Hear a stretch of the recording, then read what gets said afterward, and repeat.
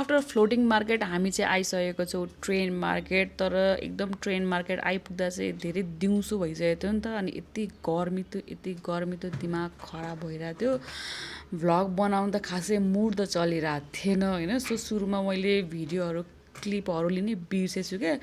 अनि पछि चाहिँ अब यति टाढो आएपछि भ्लग त बनाउनुपर्छ भनेर हल्का भिडियोहरू चाहिँ लिएँ मैले। अनि हामी चाहिँ त्यो ट्रेन चाहिँ त्यो टाइममा मात्र आउँदो रहेछ क्या। सो हामी त्यतिखेर पुगेको बेला चाहिँ ट्रेन आउने टाइम भएको थिएन। अनि हामी चाहिँ यत्तिकै घुमिरहेको थियौँ। จากกันสินสงกรานต์น้องก็มาเลยทีแท้ทิ้งได้ ट्रेन मार्केट भनेको चाहिँ जस्ट ट्रेन हिँड्ने बाटोको साइडमा चाहिँ सपहरू हुँदो रहेछ होइन। क्याफेहरू, रेस्टुरेन्टहरू, सुभिनियर सपहरू।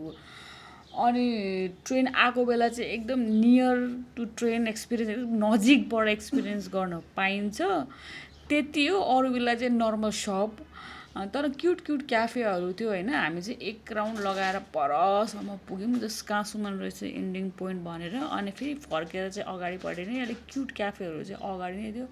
अनि हामी चाहिँ यहाँ बस्यौँ। अब ठिक्क ट्रेन अब त्यही ट्र्याक छ नि त। अनि ठ्याक्कै आयो भने हामी यहीँ बसेर भिडियो सिडियो बनाउनुपर्छ, यहीँ बसेर हेर्नुपर्छ भन्ने चाहिँ हामी चाहिँ यहीँ बस्यौँ होइन। तर यस्तो गर्मी थियो।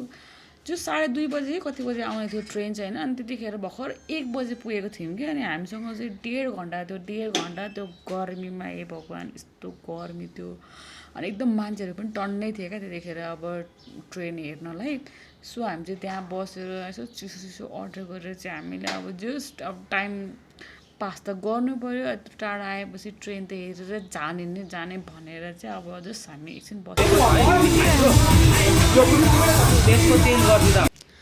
मैले चाहिँ के एक्सपेक्ट गरेको थिएँ भने हामी चाहिँ जुन क्याफेमा त्यो बाहिर बसेको थियौँ नि त्यहीँ बसेर टक्कसँगले ट्रेनको भ्यू हेर्न पाइन्छ होला टक्कसँगले होइन, जुस खाँदै भनेर सोचेको थिएँ। बट त्यस्तो त हुँदैन रहेछ। सबैलाई उठाउनु भयो। अब त स्पेसै नपुग्दो रहेछ नि त।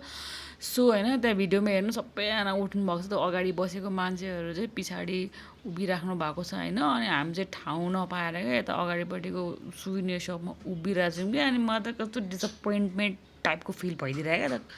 टक्कसँगले बसेर होइन मैले क्यामेरा सबै एङ्गल मिलाइसकेको थिएँ कि यताबाट ट्रेन आउँछ यताबाट फोटो भिडियो खिच्छु भनेर रेडी भएर बसेर लास्टमा त उठ्नु पो पर्दैन क्या। अनि मलाई त के होला नि के ट्रेन हेर्नु मन लागेको होला। मनमनै त जाबो ट्रेन त देखेकै त हो नि। यस्तो नयाँ त के छ र यहाँनिर। त्यही पनि अब के गर्नु अब टुरिस्ट स्पट ठिकै छ भनेर यसो। सो फाइनली ट्रेन आइसकेको छ होइन। सबैजना फोटो भिडियो सबले म पनि पुरा भिडियो खिचिरहेको छु होइन। ल आयो ट्रेन आयो।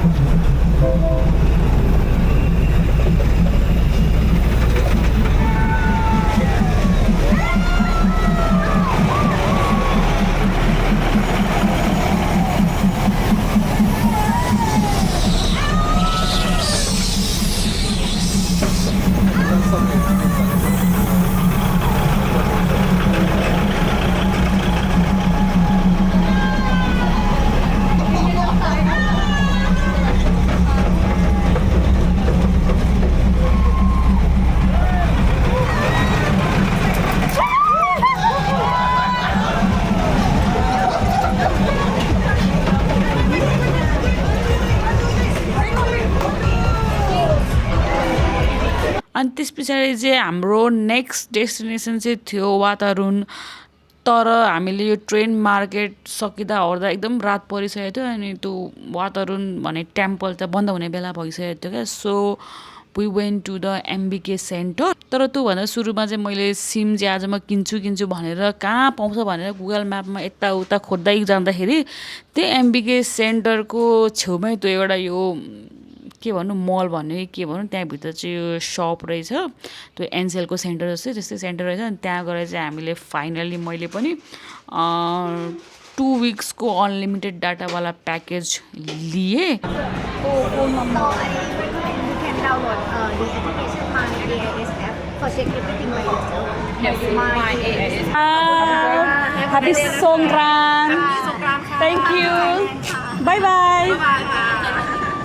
मलाई चाहिँ एउटा एक्सेसरिज चाहिएको छ क्या यो DJI Action 6 को लागि फेरि यो थाइल्यान्डमा कति धेरै नेपाली क्या आम्मामा फेरि यता नेपालको नेपाली होइन क्या दा गयो त्यतै नेपाली पुरा यो एमबिके सेन्टरमा होइन त्यो दोकानहरूमा नेपाली गाना बजिरहेको थियो अनि हामीले चाहिँ यो भाइकोबाट चाहिँ हामीले यो एक्सेसरिज DJI Action 6 को त्यो घाँटीमा झुन्डाउने एक्सेसरिज किन्यौँ नेपालमा 1400 पर्छ 1000 त परिहाल्छ घडीको फिता किन्नु मन त छोडिदिन्छ ल उतै सस्तो पाउँछ जस्तो लाग्यो यार मलाई त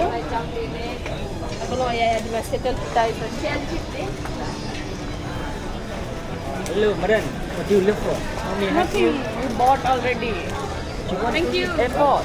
You can try everything. त्यस पछाडि तपाईँले नोटिस गर्नुभएको थियो कि होइन मेरो नेलहरू चाहिँ एकदम क्रुकेट थियो होइन मेरो थाइल्यान्ड जानुभन्दा अगाडि नेल बनाउँछु भनेर सोचेको थिएँ तर त्यस्तै भएर चाहिँ म अब थाइल्यान्डमै नेल बनाउँछु भनेर मेरो 3rd डेसम्म मैले नेल बनाउनै पाएको थिइनँ अनि एमबिके सेन्टरमा चाहिँ फाइनली मैले एउटा नेल सलुन देखेर चाहिँ अब जेसुकै होस् जति पैसा पऱ्यो जति टाइम लागोस् भनेर चाहिँ म नेल बनाउँछु भनेर चाहिँ म छिरेँ त्यतिखेर एकदम रात परिसकेको थियो क्या जस्ट बेलुका भइसकेको थियो क्या 5-6 बजिसकेको थियो अनि तर धन्न त्यहाँको काम स्टाफहरू क्या फटाफट काम गर्ने क्या नेपालमा तलाई कति धेरै टाइम लाग्थ्यो क्या नेल बनाउनु त्यहाँ त एकैछिनमा नेल बनाएर ट्याटिक भएर कस्तो त्यस पछाडि त कस्तो हुन्छ नि आनन्द आयो क्या नेल बनाइसकेपछि त्यस पछाडि चाहिँ हामी चाहिँ अब एकदम रात परिसक्यो सो टुकटुक लिएर चाहिँ हामी त्यो चाहिँ गयौँ होटलमा so see you next vlog bye by